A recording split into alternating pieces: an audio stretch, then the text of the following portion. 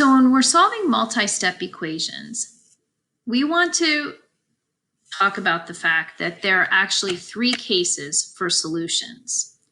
The first one is when there is no real number solution.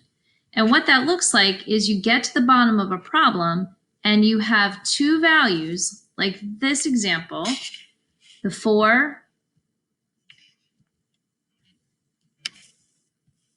and the 6, and they're not equal. You have a false statement.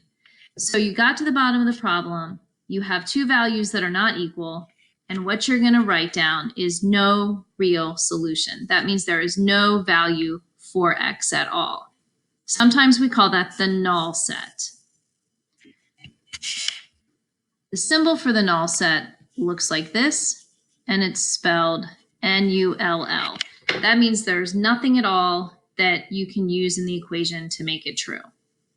The second scenario is when there's infinitely many solutions.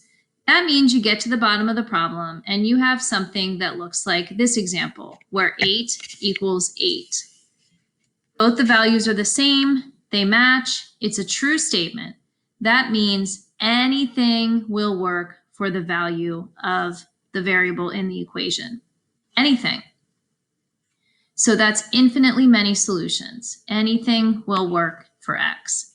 Now the third case is when you have an exact answer.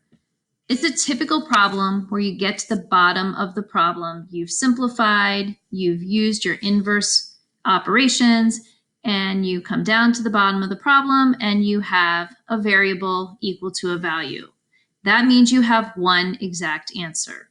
So there are three cases for solutions to multi-step equations: no real solution, infinitely many solutions, or you can just have an exact answer.